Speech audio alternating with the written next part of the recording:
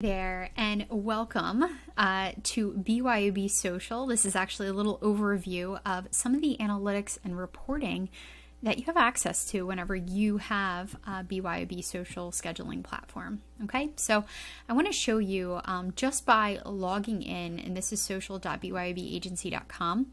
Just by logging into your workspace, you're able to click on Dashboard, and you're able to select monthly, weekly, to actually view some of the different analytics and highlights. Okay, so just an example, if I were to pull up, specifics around Instagram, I can click in here, and go to additional reporting, or I can kind of see at a glance kind of what's going on. So again, whether you're working with a client, managing their accounts, or maybe you're managing your own, this is kind of a neat little overview that maybe you can put on your calendar to check once a month to kind of see what's going on. Okay, so just a heads up, obviously for social media, our number one goal is not always engagement, right? Sometimes it's reach. We want people to actually see more of our content rather than just like and engage, because I don't know about you, I don't always like or share every single thing that I see, but a lot of times when I do get content out there, I just want to let people know what it is that I do,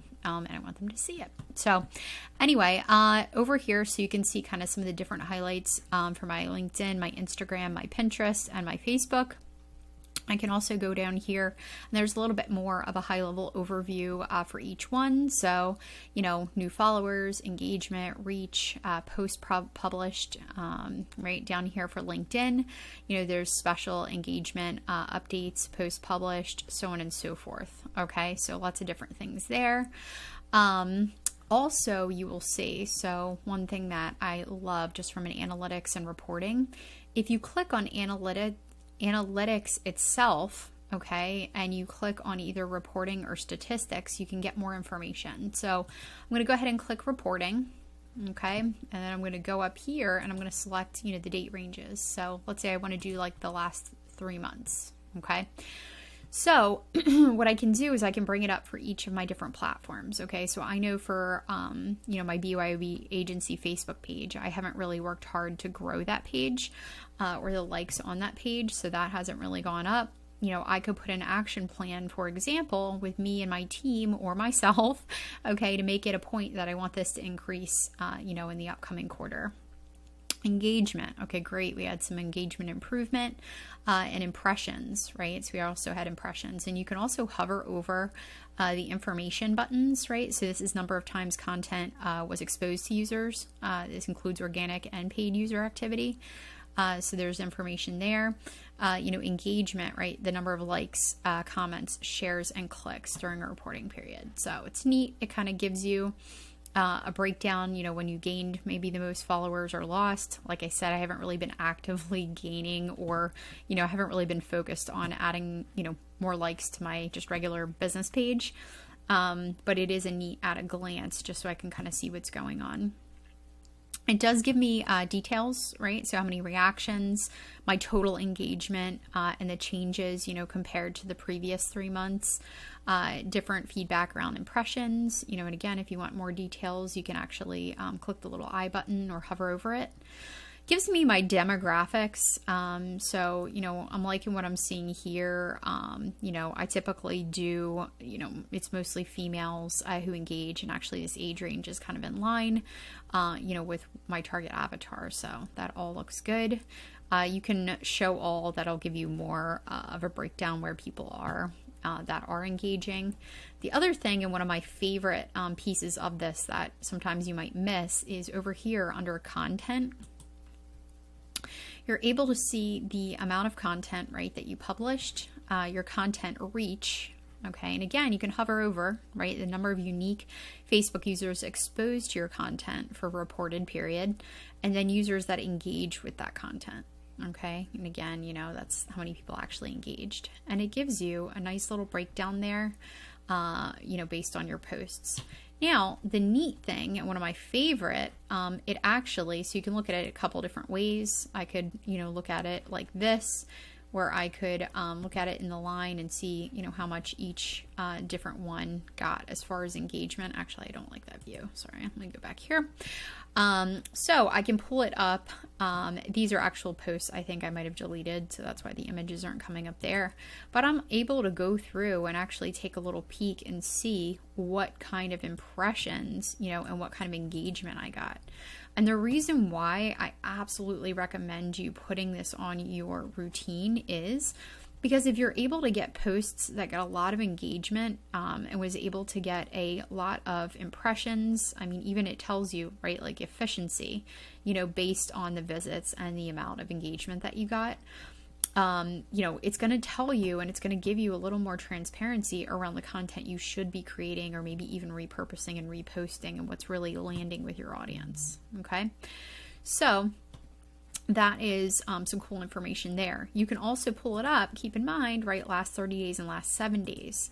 It also gives you some insight, right, daily time slots that users actually engaged with your content. So it gives you, right, the different time periods when most people engaged. So, you can use this data if you'd like. Okay, boom, I know that Wednesday at 9:30, I got quite a bit of engagement, in the last 3 months. So 9:30 on a Wednesday might be a great time to post something significant. Here was huge. So what is this? It's actually, I think, like 12 is at night. But this popped up as far as having a ton of engagement. So it's kind of neat, right? It pulls up all those analytics and shows when you actually got a lot of engagement. Okay. So you can break these down for the different platforms. I just pulled up, so Instagram.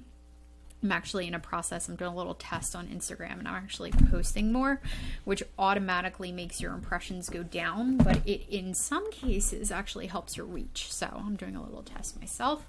So again, with Instagram, this allows you to go through and pull up, again, the same information that I shared with you. Let's go up here under content. And this is actually one of my favorite things to pull up because, boom, you can see from Instagram, right? It's super, obviously, like very visual, and you can kind of see a lot more, right? We've got a lot more impressions, than on my Facebook business page. The reach is great, and there's certain things that really hit and have, really heavily, clients have heavily engaged with. So you can absolutely, I mean, this is awesome actually, because Scott and I were testing. We did a collaboration post. And so, which means on Instagram now, we both own that post. So his audience and my audience sees it. So we're doing a little test to see what that engagement looked like and how many people we could actually get to view it. So this is really, really super cool. So, again, this is an overview of how you can use some of the analytics and reporting.